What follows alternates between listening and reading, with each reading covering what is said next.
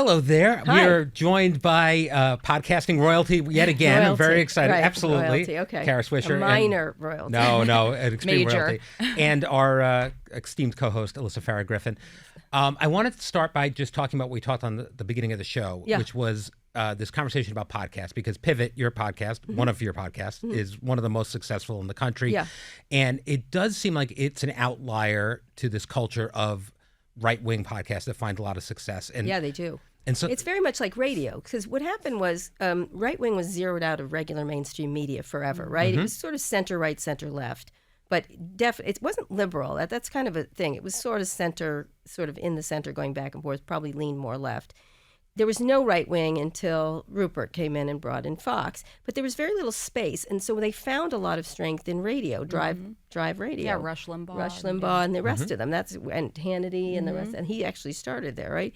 And so it was a natural extension to move over to podcasting. And one of the things that fueled radio is rage. And so they're selling rage all the time. They're mad about something, whether it's trans people or they're mad about cancel culture or woke or protesters or whatever it happens to be. They're angry about something. And so it worked really well in radio, so it was a natural extension to go over. And there was one of the big narratives of the election, I think, or at least in the recap of the election, was that the left missed the boat on podcasts. I agree. And so they didn't have their own Joe Rogan. They didn't have their own. I mean, I think that's not the reductive. question, because actually Joe Rogan's ratings are going down, and now the left ones are going up, because being in the opposition, like that's when Pod Save America, which is one of the top ones, did very well during the Trump administration, because being in opposition is always interesting. People are looking for islands of solace, right? Or islands of friends or something like that. And what people don't get is there's a real emotional relationship in podcasting. And so if you feel like you are, like wherever Scott and I go, for Pivot particularly, people feel like we're their friends, That's right? In some way. I had someone come up to me, and it's different demographics all the time. I had someone come up to me and said, "You're my friend, but I'm not yours." And at first I thought, stalker, called security. I don't have security. And then I thought, yes, that's exactly right. You're their friend in some way. And I think, it depends on what kind of relationship you want to have. Like you have someone like Megyn Kelly who's mad at everybody. Yeah. Like her thing is rage. To me, it's very performative, but it works to keep her people constantly in an angry state of mind about something, whether it's and it goes from Meghan Markle to serious stuff, like she's very mad at Meghan Markle for some reason. That's so funny, because I've told you before, but when I met Scott for the first time, because I'm an obsessive Pivot fan. Our co-host, Scott Galloway. Yeah, Scott Galloway. I just walked up to him in Nantucket like he knew who I was. And I'm like, oh, wait, we're not actually friends. We're just fans of yours. But he was very nice, and he's coming on the show soon. Yes, he is. But we'll get to kind of like the current, but I want to ask some looking back. There's been this sort of narrative that Joe Biden kind of alienated Silicon Valley in his presidency. Do you think that played a role in sort of these tech broligarchs coming over to Trump? Yeah, because I think they saw Trump someone they could do a deal with. And Biden, they were a little too high-handed, but they never got anything done, right? Now, look, a lot of conservatives like Lena Khan. They're conservatives, they're called. They like the idea of breaking up big tech. The big tech people like the idea of no regulation whatsoever, which they already have, but they want none ever. And so they don't like to be told what to do. And I think Biden was very self-righteous with them, not inviting them, not being more casual, not being, Obama was beloved by the tech people. These people don't have political leanings. They have shareholder interest. Right. And so they'll go with whoever they feel either likes them or is friendly to them or accepts them in some way or wants to do business with them. And so I think the Biden people blew it in that regard. And it wasn't Lena Khan, actually, which is interesting, although they were mad about that. They don't like Elizabeth Warren. She wants to put a billionaire's tax. I just interviewed her at South by Southwest. I think they just are interested. If you just think all they care about is shareholder interest and the growth of their companies, they want no one in their way. You pretty much, they'll pick whoever it takes. With Elon, it's a little more emotional. There's a lot going on there because he's got obvious, clear mental issues around things. That kind of is actually perfect for my next question, because Tesla's stock is plummeting. Again, the SpaceX rocket, the car blew sale up. did not work on the White House it lawn. did not work. I guess all the red states didn't run out and buy EVs, which they hated because Correct. Trump told them to hate them before. Correct. And we actually lack the EV infrastructure in a lot of parts of America for them to sell the way he would need them to. Which is a good thing. And even SpaceX is having some real problems, but he seems to be focused on Doge and neglecting his companies in some ways. I think he is. Well, first of all, this whole great man theory that there's lots of people working at these companies. And I think one of the things that I remember Steve Jobs saying, because all the focus was on him at Apple, he said to me once, he goes, what do you think, I'm Willy Wonka and everyone else is an Oompa Loompa? Look, Apple has grown 10 times under Tim Cook. And I'm sad that Steve Jobs died, but things go on, right? Like everything else. And so one of the things that Elon likes to do, and he does it through PR too, is he's the only one. I am the only one, like Highlander, right?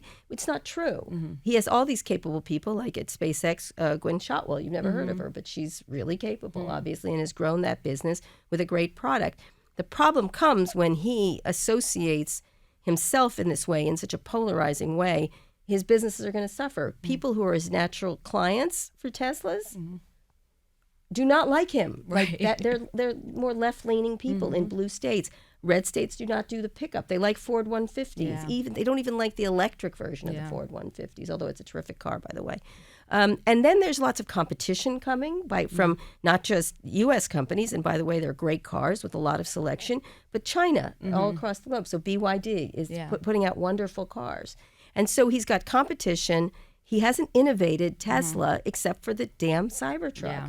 Nobody wants the Cybertruck except for a couple of men who are compensating themselves, correct. Right? That would have been the move if Trump had picked the Cybertruck But he yesterday. didn't. No. I meant to say that. I feel like that might have been the one that got the conservatives. No, it still hasn't sold enough. Yeah. It hasn't sold enough. I guarantee Trump thought it looked stupid. It looks stupid. He probably does, right? He's not getting in that car. No way. Oh, look, there's a computer in this car. That was crazy. It's all computer. It's all computer. It's all been computer for 10 years, sir. And it's not just Tesla. But But, this brings up a good point because you know Elon very well. And Alyssa, you know President Trump. Do you guys think a breakup's going to come here? Do you think, or is it just now that Elon's giving him so much money, he's got no choice but to get along with him? What do you think?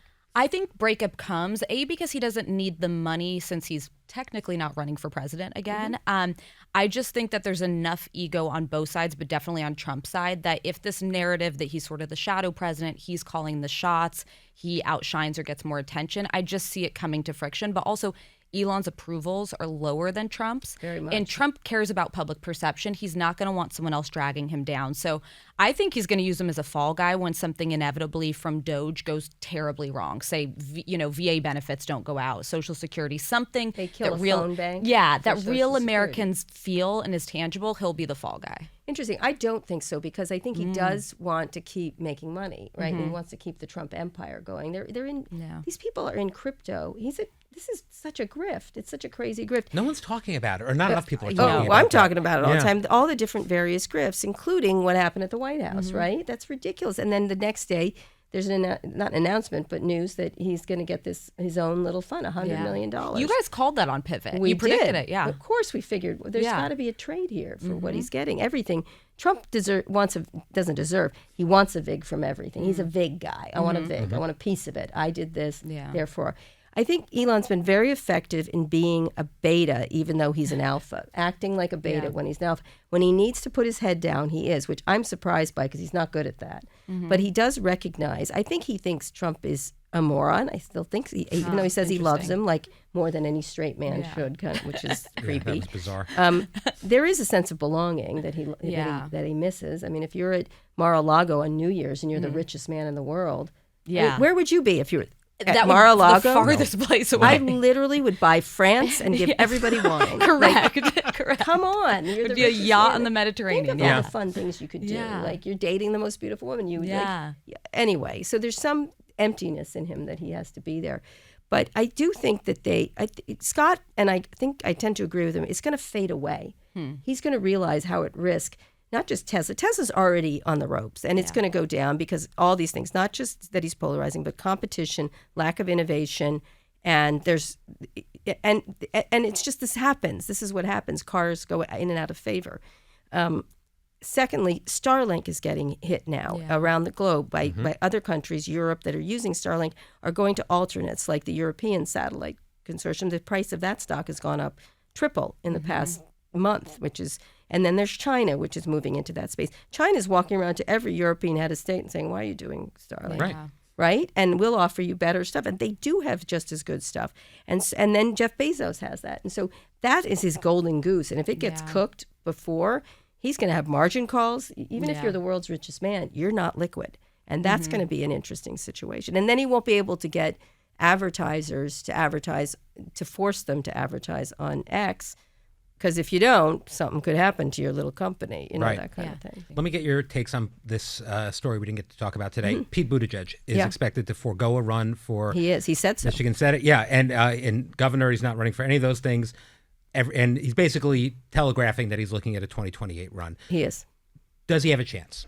Well, he's polling really well, obviously. I think... As a gay person, I think it would be very hard for a lot of different groups to vote for a gay man. It's still in today's world, and I hate to say that, but I think it's something that is going to be difficult for him. He's also, I think he's sort of a liberal's dream in a lot of ways. Yeah. He looks good. He knows how to go back. I think he's a very talented, generationally talented politician. Unbelievable. No and a question. veteran, which is appealing. That's correct. Yeah. He's got all the pieces of it.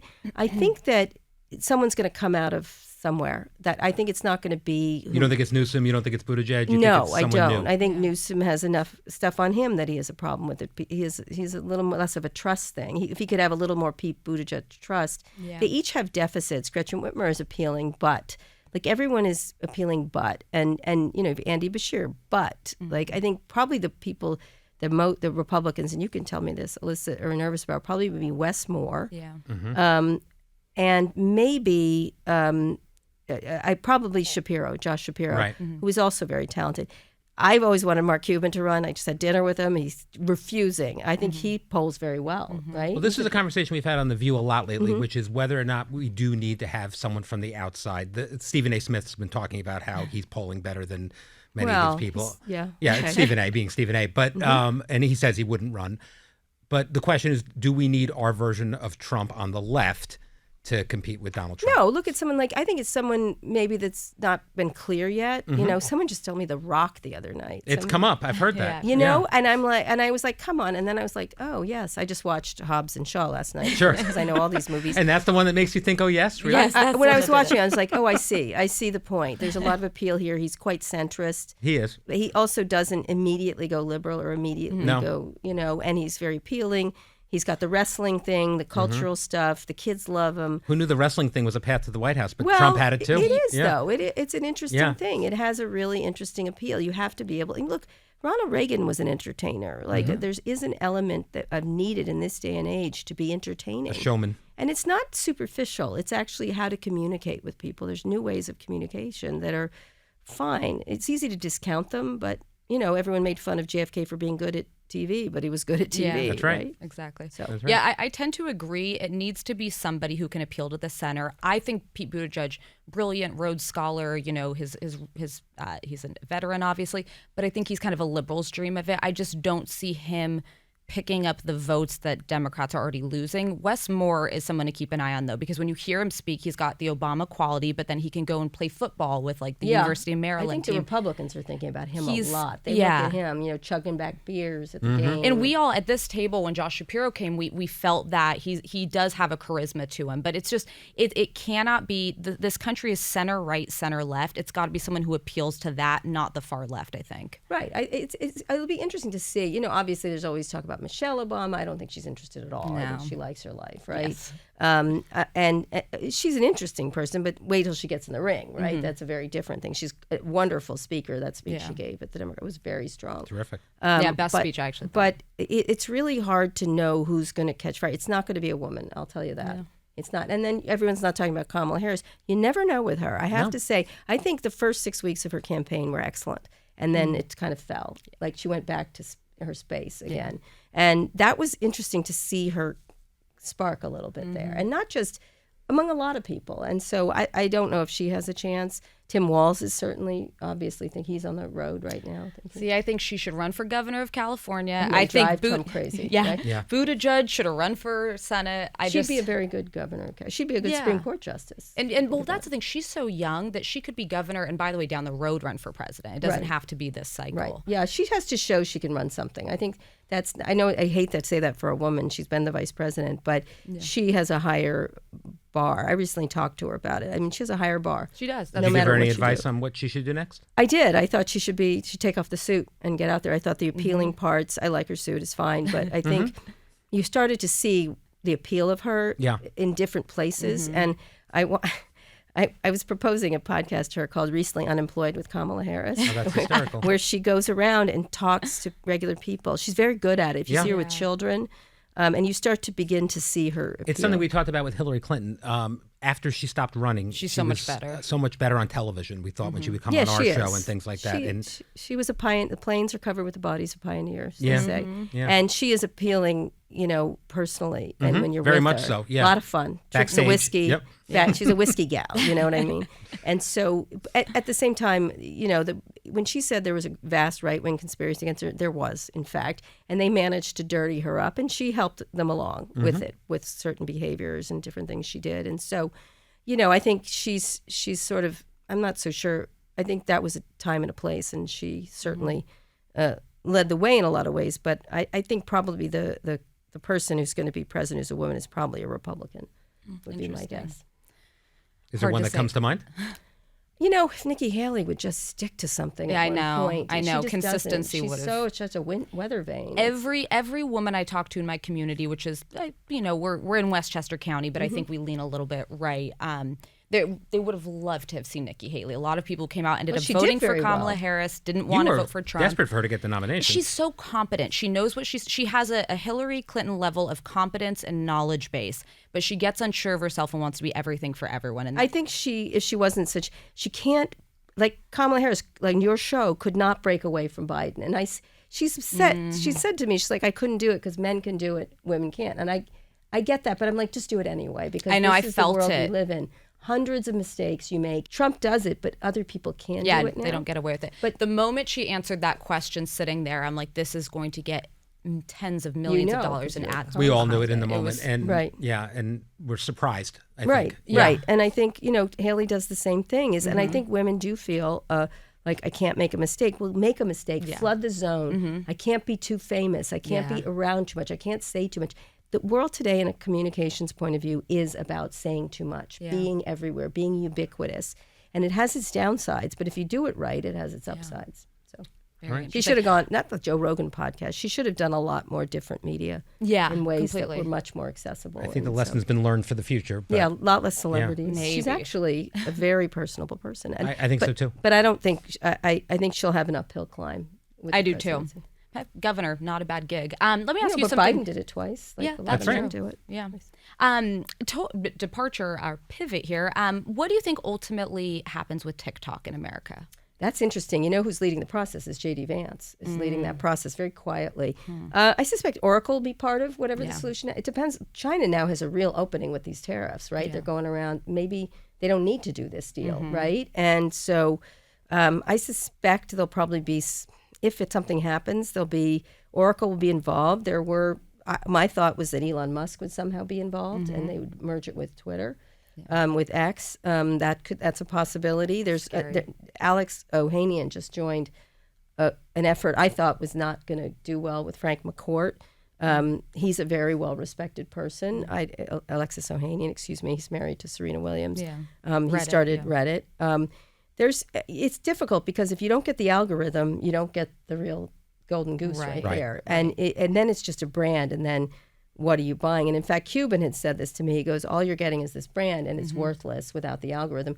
There's no way the Chinese are going to give us the algorithm because we can see what they did. Yeah. Right? Yeah. And so they're never going to do that.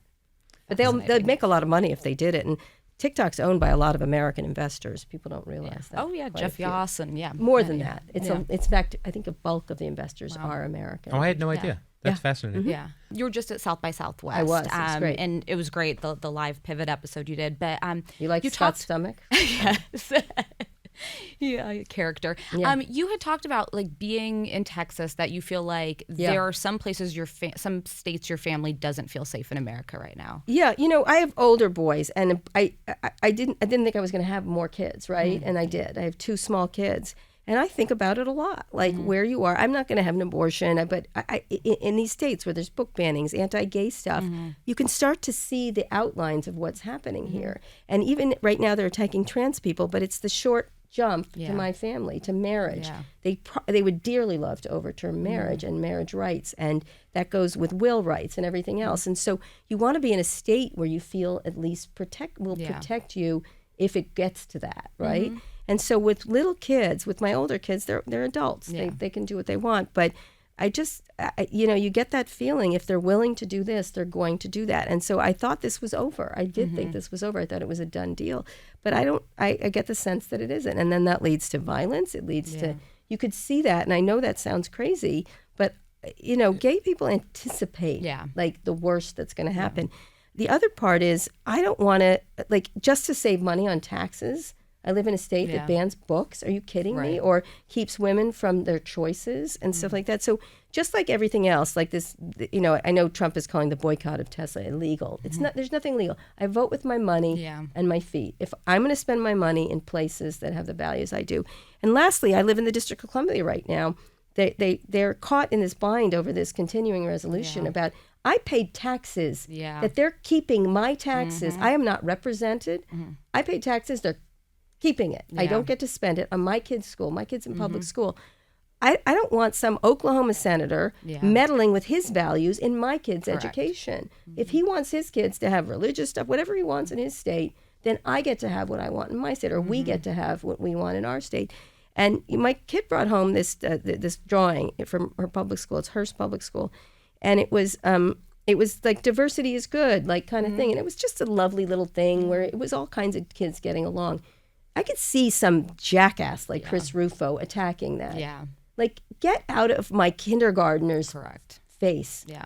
It's none of your business. It's not being woke. I want my kid to think lots of people can succeed. And so I worry about a state like Texas or Florida or even California in some ways. I think that'll probably remain a Democratic state. But I want to feel safe with my family because, like, in a lot of cases, a lot of these people who are doing this stuff don't have children. Right? Like, why am I listening to people who don't have children? I want to make decisions just like other parents who have different values to do it, and I should be able to do so. And I don't feel safe. It's really interesting because I know that Trump personally supports marriage equality, but the court that he picked, it would take one lower court. That's correct. Raising up a case that it could Alito overturn. And Thomas would dearly love to overturn. Gorsuch has been interesting on LGBTQ rights, though. This is a settled thing. At one point I got into a beef with J.D. Vance about something, and I'm like, I have double the kids you do. And I was like, it's not your business how I want to raise my kids. It's none of your business. And it's none of my business how I want to medicate them, vaccinate them. If you're doing that and saying you should be able to decide on vaccinations, I should be able to decide on vaccinations. That's what it used to mean. Yes, that's what Republicans to believe in liberty. Right? Yes. Right? All right. Well, we have to go, but thank you so much for being here with us, both on the show and on the podcast. And we hope to see you on both again soon. Anytime. Thank you so much for joining us, Kara. Burn Book, A Tech Love Story is out now in paperback. You can find Kara's podcast on and Pivot, wherever you listen to your podcasts. And we have a great show for you tomorrow with Wendy Williams on The View. So please tune in for that. And we'll see you next week on Behind the Table.